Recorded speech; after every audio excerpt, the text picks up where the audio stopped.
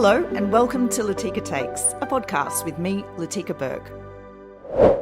Hi, welcome back to the podcast. Thanks for listening. I've had a really great week, really interesting. I have been in Tallinn, the capital city of Estonia, and listeners of this podcast, I think, do not need to be told that Estonia is a country that takes its national security extremely seriously, and of course European security extremely seriously. And lately it has also been talking more about the Indo-Pacific and the interconnectedness of the security of all the theatres that we're seeing emerge around the world. So while I was in Estonia, the reason for my trip to Estonia was to interview the Foreign Minister, Margus Tsahkna, and I sat down with him for a good amount of time in the beautiful Foreign Office building with the most gorgeous view of Old Town Tallinn. And I began by asking him what he set out to achieve when he became the Foreign Minister in April 2023, and 18 months on, how he thinks he's been successful or not in achieving those objectives. We had a full-scale aggression ongoing already from Russia to Ukraine. And this is obviously in the center of everything what we are doing. And this is existential question for Estonia, but not only. It's for Europe. And now we see as well the North Korean troops fighting in Europe. I couldn't imagine this momentum when I took the job. But the other way around, I think that Putin has made great mistakes in the meaning of bringing in the North Korean troops to Europe. Because it changes the core of this conflict, more global, I think. As well, the understanding the other side of the Atlantic, lots of attention, because North Korea has been a red-flagged country for US. And this is not only European problem or the Ukrainian problem anymore, it's much more wider. But how have we seen that materially change any response? Because we don't see any tactical changes, really. We don't see like the technical changes in the meaning of the battlefield, because even the figures we are talking about, like 12,000 troops around that. But it was a great change politically. Also got more attention from the Indo-Pacific region, so South Korea, Japan, all the other countries there. They understand that actually North Korea is playing together with Russia more globally. It's one thing, but also from a US perspective, I think there will be more attention that this conflict is not only like European conflict. And also I was traveling in Latin America, South African Republic. I just came back from the Gulf region. It caught the attention. But coming back to your question, what we have achieved more support to Ukraine. We have achieved more visibility in the meaning of talking about international law, talking about the European security. And during this time, we welcomed 2 new members of NATO from our region, Sweden and Finland, to NATO. And it has changed a lot. But my background is as well that I was a Defence Minister of Estonia in 2016-17. And many of these initiatives we started then. We have concluded or we have reached on a new level. We can talk about the NATO regional defense plans, which we were adopting in Vilnius a year ago. And this is totally different level of protection if we're talking about the real military plans. Mm-hmm. As well domestically, I'm very happy that Estonian people, they are constantly in a high level supporting Ukraine, supporting NATO enlargement, supporting EU enlargement. During this time, we made historical decision on EU level about enlargement processes. Mm-hmm. As well, accountability questions. Estonia was the first country who started to talk and also act about how can we use the frozen assets of Russia. So we adopted the law in Estonia on parliament level. How can we use the frozen assets themselves? So we are the first country in Europe, and we are now dealing with that actually going to use it. But I remember very clearly that no one wanted to talk about how can we use the frozen assets of Russia. It was something like, let's not talk about it. But now we have decisions of European Union to deliver 3 billion euros worth the profits of the frozen assets. And also it was a big achievement that G7 decided to use the frozen assets profits to guarantee the loan $50 billion to Ukraine. And it's not only about money. but it is about the major change about the frozen assets. They will be frozen for very long period. And this is something very important for us as well. It's only a partial win, though, Minister, because there's really no appetite amongst those who matter, the United States, Belgium, for example. Even the EU Commission doesn't want to touch the assets themselves. Yeah, I witnessed that very clearly, and the reason is juridical, But we have proved in Estonia that with one of the most strongest constitutional right about the protection of the private property, we had an opportunity to do it. It's political. And I understand as well that some countries, they have gave the guarantees for their companies which are still having businesses in Russia. So I definitely see the practicalities behind that. But it's not done. So the pressure is there. And I do hope that we can make the precedent in Estonia that taking down the arguments that we cannot do it. Yes, we can if there is a need for that. And it's harder and harder to explain to our taxpayers in Europe, in US, that why we need to use our taxpayers' money to support Ukraine. Instead, we have aggressor assets. Mm-hmm. So the system we created in Estonia is based that the claim of the owners of the assets is going against to aggressor. It's very logical. It's really interesting that you want to be the first there, because you could set a precedent. So, for example, in Australia, there's a movement amongst the Ukrainian community there to do exactly the same. It's not much. It's a smaller amount, of course. But the response from the government has been, we don't have a law to do that, to enable those processes. Yeah, but the humans are making laws. Exactly. And this solution in Estonia, it caught lots of international attention because the system has based and relying on international law. Estonian national law is just a part of that. Though there are opportunities to commit and to do, but let's see. But it has been one of the big changes during this period. Also, if you're talking about the European Union, I remember 3 years ago we were mainly talking about our farmers and agricultural benefits. Now we have decided to invest more to defense. Now we cooperate more than ever before. I do expect that the new Commission of European Union, which just entered to office, will introduce soon at least a 100 billion defense package about fundings. So this is it's a huge change in European Union. Even we have not consensus about that, like in techniques, but everybody understands that Russia is a threat, is a real threat. And I mentioned you as well, the Swedish people's decision to join the NATO. It looks like very normal, like obvious.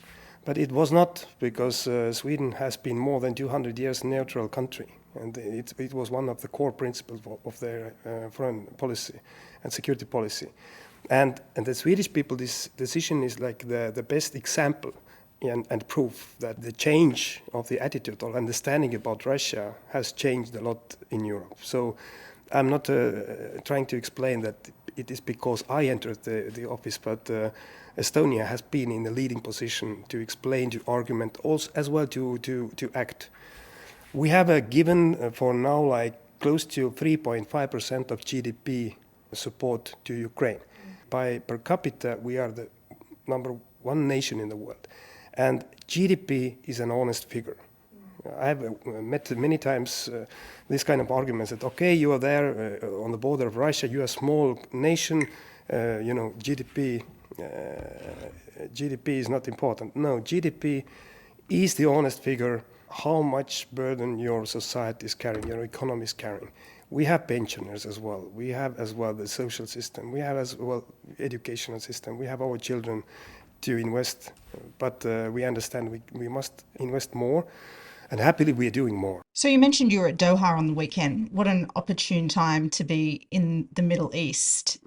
What do you make of the fall of Assad? Does it show Russian weakness? Does it show Iranian weakness? Does it show why Ukraine needs to keep pressing on as opposed to being forced to negotiations at this point in time? Yeah, I was just coming back 1 day ago, now I can say, or day before, from Bahrain and also Qatar. And I was participating exactly the same moment, the Manama dialogue, when the news about that Assad has escaped and this regime has collapsed finally. What was the reaction like amongst your counterparts? Of course, everybody was talking about that. But of course, many of them, it was some kind of happy news because it's now clear that this regime has collapsed. And it's obvious that this regime has been cooperating a lot and relying on Russia. Also the relations with Iran, many other terroristic organizations. But also there is a great concern what will come. So there is no certainty what will come next. But I was literally feeling that how the Russian, so kind of like the image of strength has just fallen apart. And it was really something big in a meaning that you cannot rely on Russia. Russia is running out of the resources. It's obvious that this is just one sign which proving us as well that the reason why actually Russia brought North Korean troops into the conflicts was not only political move, but it was as well some kind of practical move because they are running out of resources. The same thing, they were not able to support or protect or using the power they have used during the last years to support Assad regime. And now they're trying to save the face in somehow. Let's see how it is happening. Let's come back to that in a sec, but just staying on Syria, what's your thinking about how you go forward with what is transpiring? Do you want to work with HTS? Do you think Estonia individually? Do you think the EU? Do you think the West itself should be dealing with HTS and whatever comes next in Syria? First thing, we don't know what comes next because hour by hour we have new information what is happening. A good thing was that the change of regime or the collapse of the regime was peaceful. It was peaceful. Normally it's not like this. Now we see as well that different interests are there starting to fight. We see, of course, the very interesting will the Kurds, what will they do? We see Israel very actively taking over the territories and positions and also attacking the strategic military objects. They have good excuse for that, but we don't know where it's going to end. And of course, these kind of movements, they're making all the region more tense. Of course, if we would live in an ideal world, and we are living in Estonia in the meaning of the ideal world, of the international law and democracy. Though the next step would be to ask together some kind of body of the different representatives of Syrian people, organizations, different groups, to organize some kind of assembly on whatever to discuss what will be next. The big question is whether Syria will remain as a state in the meaning based on this territorial integrity at all. So we know as well that Assad actually controlled not all the territory. It controlled mainly the Damascus area.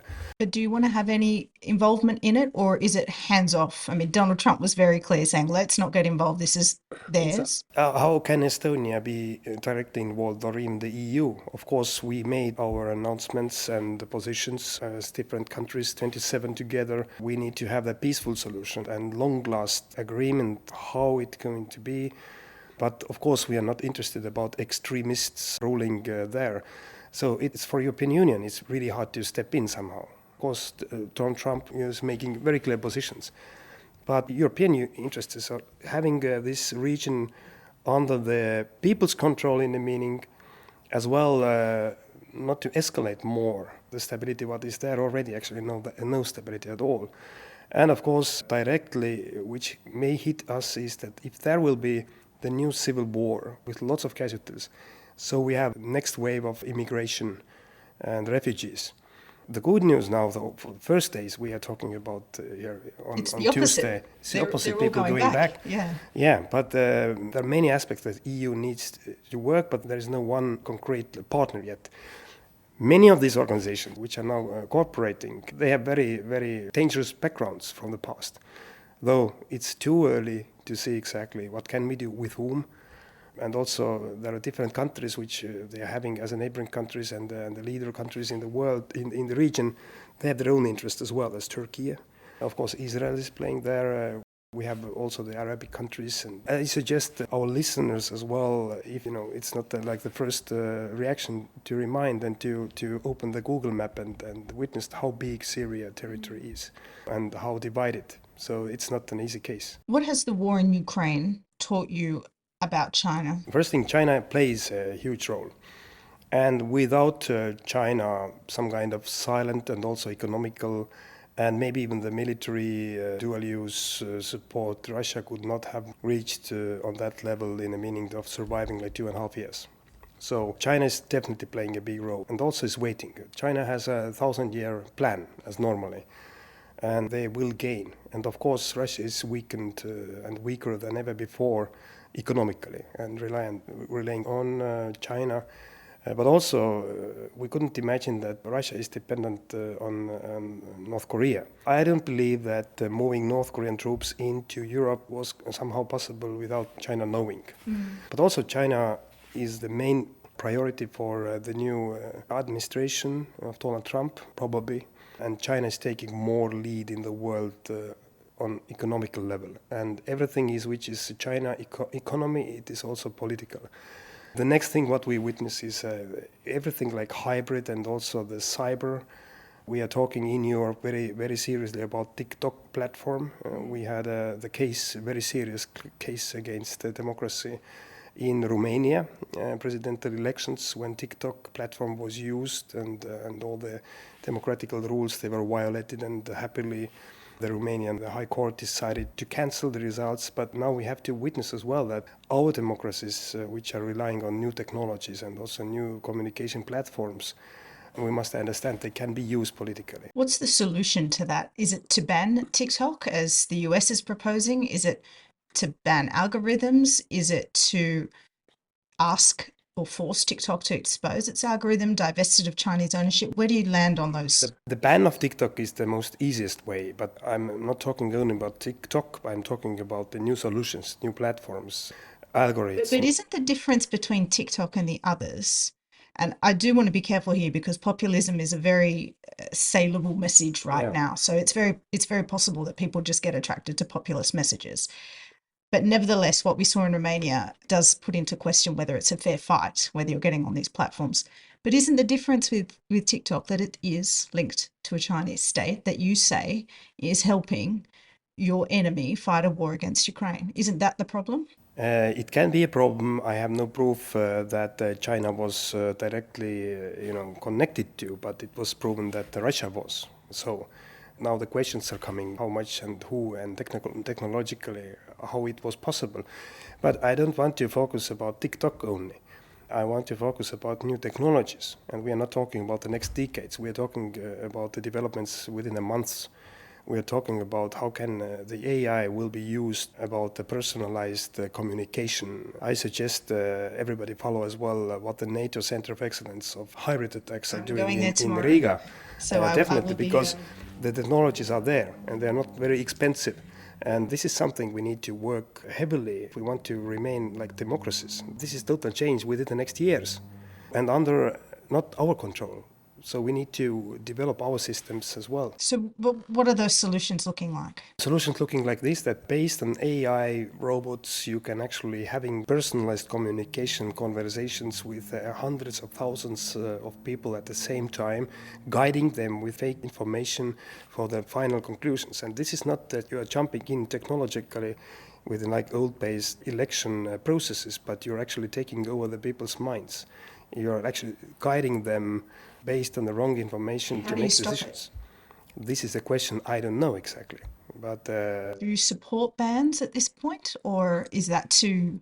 I don't believe that bans are going to solve the problem because the AI has come, it will be there. The question is how can we live together with them, these solutions? How can we cooperate? How can we actually think through? And especially in Estonia, we have a very digitalized nation. We call it our digital nation. 99% of our services are online, except marriage, because we still believe that people should at least once meet physically. But we have e-elections. Next year we are going to introduce, first time ever, the mobile elections. But this is just a tool. But the case is that our people are communicating more and more, and maybe mainly the younger generation using the technological ways of that. And the question is, how can you understand finally who is actually talking to you and which is right and wrong? It needs so-called global approach. It needs regulations, of course, but it needs as well the I cooperation mean, we'll be between waiting us. till you and I are dead for a global approach. We don't get that on tax. We're certainly not going to get it on digital. No, probably not. But so I think I'm more interested in how you plan to safeguard your own country and yeah, but it needs that we need to have as well these AI strategies and technological capabilities and real actions by the democratically elected governments. Can we compete and run with these all the others? And this is something I see the luck mainly in Europe. We are over-regulating. I'm not very happy about this EU strategy. It's about regulations, it's about bans, but it's not a solution. The question is how much can we develop based on democratic mandate, the AI systems to our citizens, which are relayed on trust. Estonia can do it, I'm sure about that. But in the future, we'll see the crises in democracies. And they are not you're faking or you're jumping in, changing technically the votes, but it's about peoples, it's about their minds, it's about information, it's about fake information. And probably the solutions for people put on the table personally will be even more populistic than ever before. Two things you didn't mention when you discussed China were these incidents of Chinese flagged ships or Hong Kong-based ships cutting cables in your area. Do you believe those were deliberate attacks? One thing I wanted to mention before as well, if you asked that what has changed during this last 1.5 years, there's hybrid attacks. We have more than in Estonia, and also Coming from where? Coming from who? We know we have arrested more than 10 persons by planning the hybrid attacks in our territory, guided and financed by the Russian secret services. Mm-hmm. But we had as well the gas pipeline and also the communication cables incidents, as we call them, between Estonia and Finland and Estonia and Sweden. And it's pretty obvious right now that the reason was the China flagged ship New Polar Bear. We have a cooperation with China. They have said that probably it was the ship, but not on legal level. Do you believe that? The ship, of course, was China flagged, but who was behind? Was it planned like this, or what is your educated, informed standing of what you think took place? Accidentally was sailing more than 200 kilometers anchored, and somehow exactly the same incidents we just had a couple of weeks ago, though. It's hard to say. I'm the foreign minister of Estonia, whether China is organizing that. They say probably not. Russia is using their ships, so we need to investigate. It's very hard. But the most important is that undersea infrastructure, which is existential for us here as well, has got more attention. That it's really easy to destroy them, and it's very hard to protect them all. It is, but I just want to go back to that. Does that change your relationship with China in any way? It has not changed, because we have made our decisions already years ago, in the meaning not to depend on China's economy, and we are not. The second thing is that we have a so-called very practical relations with China. I met during the United Nations General Assembly week with the China foreign minister. It may happen that I'm going to visit China as well, but we are not changing our positions. So we have been very clear about our positions to support Russia, China. What's the point of your visit to China? To talk them, to about explain what? About everything, about the Russian threat, about that if they support Russia, we take it as supporting the aggressive country against us. So their support to Russia is actually against our existential interests. Also, as well, we're talking about whatever happened there, just I can say like a couple of kilometers from here.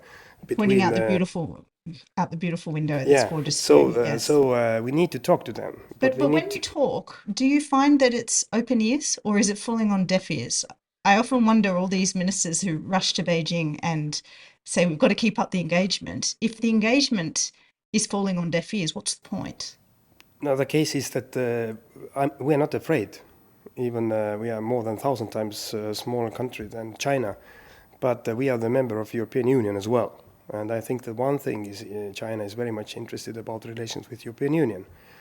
So they were deeply worried about the European Commission decision about the taxation of the electrical cars. Mm. So we have many other things to discuss with China, not only that we are the small country of Estonia here, but we are the member of European Union. Our former Prime Minister Kaja Kallas is now the High Representative of European Union. But we are not changing our positions. So if anybody is going to China from Estonia, is not going because to get something extra. No, we are going to explain our positions, and these positions are clear. So do you believe you've received a satisfactory explanation from China about those cables being cut, those pipelines? We are not yet satisfied because we are waiting for the next level cooperation on the juridical level. Because the case is also with these incidents, who is responsible? And it's very hard to find out. It's really hard to find out. That's why we call them hybrid. And I don't like the word. But when is it an act of war? When? Yeah. When do these hybrid attacks actually become something that Estonians say, this person is attacking us, or this? You asked the very important question, because we know exactly how does it look like the military invasion, from what moment, if anybody is crossing the border and the member state of NATO is declaring that we are Article 4 and 5. And this is exactly what we have risen in NATO and also on different centers of excellence, is that we have a center of excellence about cyber in Estonia, the NATO center. Though, I just give you an example. Estonia is now the chair of the Baltic Sea nations. What is the official name of this organization when all the Baltic Sea countries are surrounding, and we put on the table that if we list all these hybrid attacks, what in our territories, what we have had within the last 2.5 years, and then we would put this list like 3 years ago, our societies, we would have been in shock and maybe be called Article 4 or Article 5 of NATO. But we are not doing it right now because this is a one goal for Russia and whoever to push the limits in our societies, push the limits in our organizations, and playing with the fear of escalation. So the right question is when actually we call it already the war or the physical aggression, and we need to deal with that. We need to discuss. Though when we feel actually that now there is a straightforward attack against one or the other country. But that's why I don't like to call this, to separate that we have some kind of like classical attacks and then we have like the hybrid attacks. These hybrid attacks, they are against us, against our independence. I'm not talking only about Europe and Estonia, but I'm talking like theoretically. Mm-hmm. But finally, if you're talking about the Article 5 or 4 or whatever, this is based on the reality, how one or the other member state feels. But then the question is, what will be reactions? And we are coming now back to the core problem in western part of the world, is the fear of escalation. And Putin and many other regimes and also terroristic organizations, they are using this fear of escalation. And my question has always been that whether if you're not already having the escalation in one case, then Russia is now waging the war with all the atrocities of killing civilians, deporting children. You've lost this argument, well and truly, because we're now moving into a phase where Donald Trump comes in. He's made it very clear that he wants negotiations. And by the way, so does President Zelensky, by his own words. Mm-hmm. So if NATO's off the table, which the Americans have also said it is, that's under Biden and Donald Trump, what are the security guarantees that can keep Ukraine and Europe safe from further Russian aggression? We are in a very clear position that NATO is the only working, long-term working security guarantee. In the interim, because it's just not going to happen. That's very clear. Yeah, I do hope that it will happen one day, because this is not about the following the interests of Ukrainians, but following the interests of our region. So we are building up now the European security architecture. If it doesn't happen right now, even for Sweden it took a year to get in. So finally the membership will need as well the consensus amongst all the members. We have now 32 members. But the question is that what are the real working security guarantees? If there will be negotiations, if there will be a just peace, as well President Trump and everybody says, we need to give now the working security guarantees that this peace will be long-lasting, or lasting at least. We cannot make the same mistakes as we But made what is that? in Minsk. I hear the words, but what is that? What is that? This is some kind of military security guarantees. The question is whether it's like boots on the ground with the missions, with cooperation between different nations, or whatever. In We have witnessed. Ukraine? We have witnessed this. We have witnessed this from the past in many cases, and I think that we need to discuss about the boots on the ground solution. And how would you see that working? A NATO force, European only? I mean, that sounds like a red rag to someone like Donald Trump. Yeah, but this is we are not on that stage right now. What we see now is Russia is pushing as heavily as possible. We need to focus on the supporting Ukraine. Then, if there will be any kind of negotiations, we need to follow the Ukrainians' positions. And the third is that I'm saying very clearly again that this, whatever happens there, is the part of our security as well. It is not only about the Ukraine. So we have had from the past the I know, solution but I just want to, you raised it, boots on the ground. What does that mean? Who would be involved ideally? We have had different guarantees in the meaning that, and what is the Ukrainian interest as well? They are asking that we need to secure the situation that Putin is not starting again the aggression. So we need to understand the goal of Putin. And the goal of Putin about this aggression was not to gain some more territories, but to take down the Ukrainian government. You've said that a lot, but yeah. I just want to fine tune. You want to ask me that how will look like the new? No. I want to ask you guarantees. if we're seriously going to talk about boots on the ground, and it's not a trivial thing. Who is involved in that scenario? Is it a peacekeeping force? How soon would we be able to assemble some forces like that? Is it NATO? Is it European led? Would the UK, would you want to see them involved, for example? This is exactly we need to discuss. But I'm coming back to the square one, which is my very clear position is that I do believe to avoid this kind of debates in the meaning who is taking what part and how much and voluntarily, not voluntarily and so on, the membership of NATO is the most clearest position and actually opportunity. Then we have all the systems, we have decision-making processes, and from the past we have had this kind of solution about the Western Germany. So I'm not going to rush theoretically what can be, but the most important thing is in Europe as well. We need to be ready for discussing and also committing to giving the security guarantees which are real. Because if we're going to repeat the Minsk agreements in 2015, then Putin will start this aggression again, in Ukraine or somewhere else. So we just need to understand that so kind of neutrality positions without the real security guarantees neighboring of Russia is just a green light. And Putin has not changed the goal. That's my logic. So I'm not going to follow with the discussion exactly whether UK or France or Germany. I understand. And so on. I think, so this is, correct me if I'm wrong, but I think what you're saying is for security guarantees to be meaningful, you have to at least be willing to say out loud, we could back that with boots on the ground. Is that right? We must be ready to understand if we are talking and if we are serious about the security guarantees for the neighboring country of Russia, these must be real. And that's I'm coming back again for the position which is the NATO membership.